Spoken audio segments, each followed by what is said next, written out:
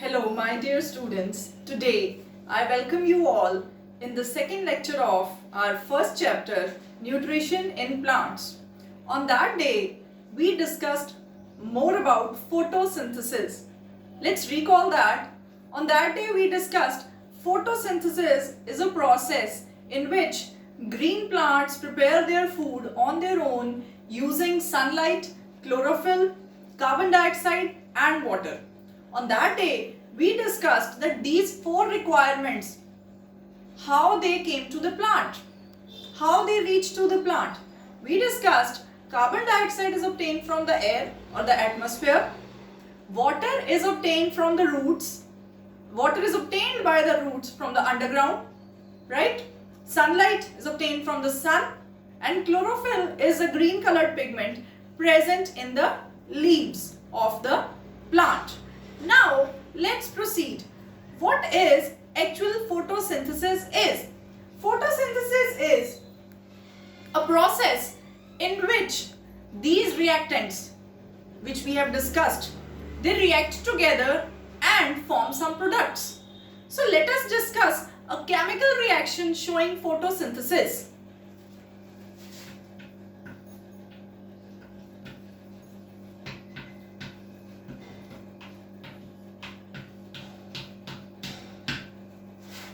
Carbon dioxide gas plus water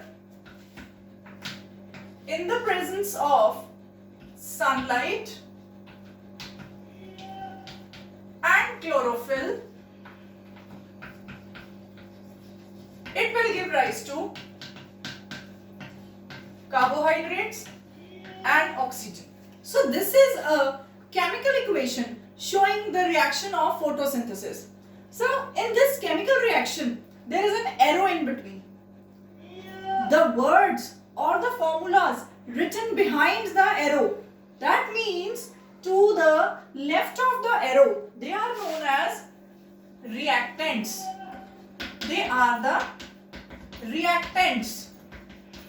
And the formulas written above the arrow, that means to the right hand side of the arrow, they are known as the products. So in this reaction of photosynthesis, what is actually carbon dioxide in the form of gas, water, they react together in the presence of sunlight and green colored pigment chlorophyll, they give rise to carbohydrates and oxygen. So students, let us discuss how the carbon dioxide gas is achieved by the plants. We know that carbon dioxide is present in air, but how these plants, how these leaves capture this carbon dioxide gas? For this, the leaves, on the lower surface of the leaf, there are some small tiny pores known as stomata.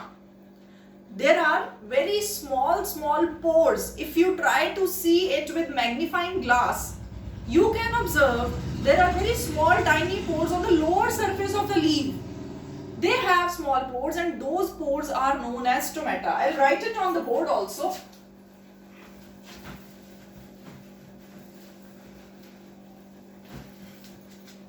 They are known as stomata. Stomata are small cells which help in the exchange of gases with the air, right? So what is stomata? Stomata, I'll draw a diagram of stomata here.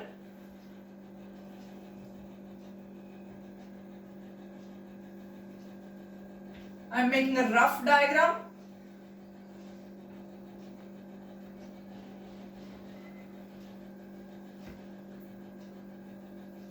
These stomata, this is the stomatal opening, this is the stomatal opening, and these are the guard cells present just behind the stomatal opening. So this is stomatal opening and these are the guard cells, this and this. So beta, this stomatal opening is guarded by, it is surrounded by the guard cells which help the stomata to open and close. When the stomata has to exchange the gases, these guard cells help the opening to get open, gases exchange, after that it closes. So this is how the stomata or stomatal opening help in exchanges of gases. Carbon dioxide is taken in by the plants and oxygen which is formed during the process of photosynthesis is being released by this stomatal opening, right? Now let us proceed in our next topic. What else is formed in the process of photosynthesis? I just wrote a reaction. You have seen that in the formation of this photosynthesis products, we have written a carbohydrate C6H12O6. That is a form of glucose. It's a carbohydrate. I'll tell you first what is carbohydrate actually. I'm repeatedly using the word carbohydrate. What actually carbohydrate is? Carbohydrate is a compound made up of carbon, hydrogen and oxygen. A compound made up of these three things, carbon, hydrogen and oxygen, it is known as carbohydrate. So, a carbohydrate is formed in the photosynthesis. Along with carbohydrate, oxygen is being released. You all know we need oxygen to survive. Human beings, we inhale oxygen and exhale carbon dioxide. Carbon dioxide which we exhale is being used by the plants and we need oxygen to survive, that is being released by the plants in this process only. That is photosynthesis. Now let us proceed. Next, there are starch is present in the leaves. Starch. What is starch? You must have listened the starch word in your families. Must have listened to your mama that I am going to starch my dupatta. Or you must have heard this word in your household things. Starch. What is starch? Starch is another type of carbohydrate. It is present in the leaves. It is the proof that a leaf is performing photosynthesis. Right? Starch is a carbohydrate which is present in the leaves during the result of, it is the result of photosynthesis reaction. If a leaf has starch in it, that means it is the proof that leaf has gone through photosynthesis process. Now, let us perform an experiment to check the presence of starch in the leaves or not. For this, what we have to do, take two potted plants, right? Keep one plant in the sunlight and another plant in the dark, nearly for 72 hours. I repeat, you have to take two potted plants, keep one plant in the sunlight and another plant in the dark or in the shade for 72 hours. After 72 hours, you take leaf from each of the potted plant and perform iodine test upon it. How will you perform iodine test? You take a leaf, put a drop of iodine solution over it. Iodine is dark blue or purple colored solution. It is used to test the presence of starch in anything, right? And if we put a drop of iodine on any substance, if the color of that substance turns violet or dark purple, you can say, that means in that substance starch is present. If the color does not changes to violet or dark purple, that shows absence of starch in that compound. In your house or whenever the schools will reopen, we'll show you in the laboratory how this iodine test is being performed.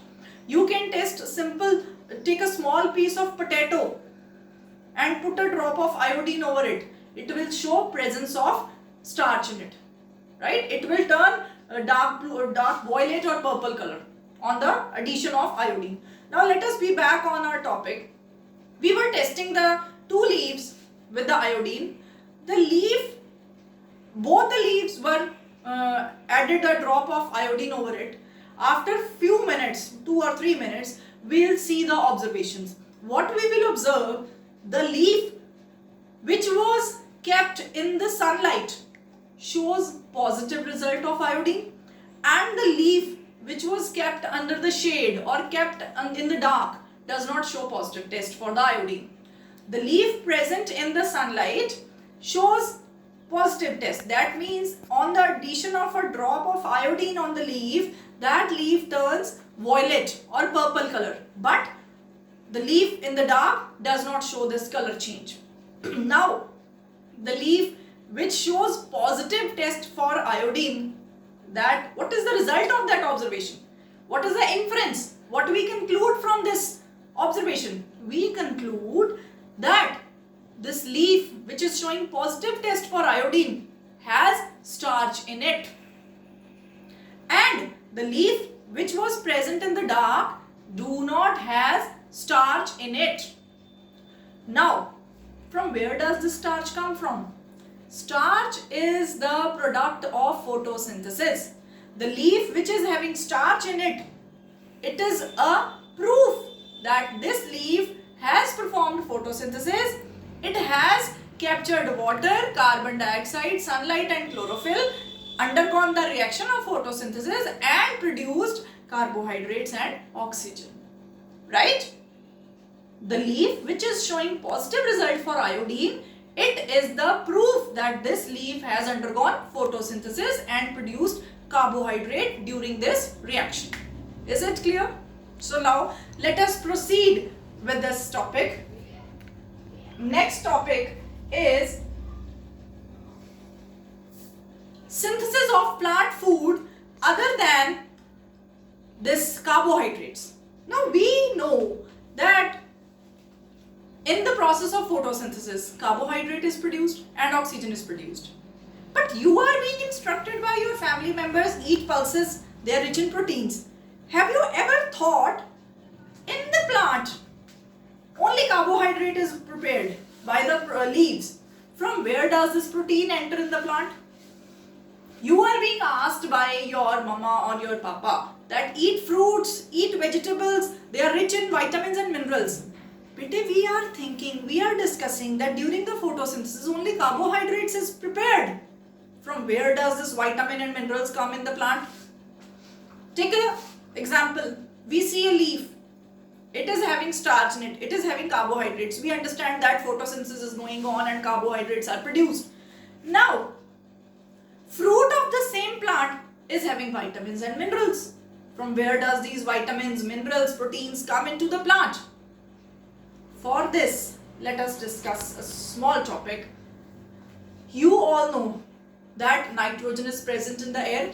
In the 6th class, you have discussed 78% of the air is made up of nitrogen. But nitrogen is inactive part of air. Now, what happens that these plants cannot take directly nitrogen from the air. There are some special bacteria present in the soil. Their name is Rhizobium Bacteria. I'll write it here.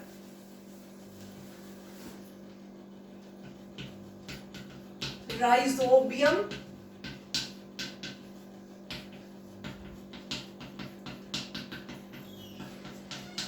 There is Rhizobium bacteria present in the soil. What is the function of this bacteria? This bacteria captures the soil present in it. This bacteria present in the soil captures the nitrogen from the air, convert it into nitrogenous compounds, right? Nitrogenous compounds. The function of Rhizobium bacteria is to convert the nitrogen present in air into nitrogenous compounds and keep these nitrogenous compounds into the soil. These bacteria convert nitrogen into nitrogenous compounds and release it into the soil.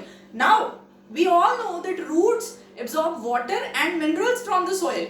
Through the roots, these nitrogenous compounds enter into the soil, right? They enter into the soil and gets into the plant. Through this way, nitrogenous compounds enter into the plant and reaches to us in the form of proteins. Proteins are made up of nitrogenous compounds. Similarly, vitamins and minerals are also prepared like this.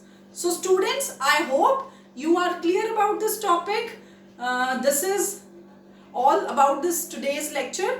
The notes of this lecture will be given to you in a short while, and I have prepared a small assignment. Till now, I am going to forward this also with the notes. Hope you are all in good state. Thank you so much.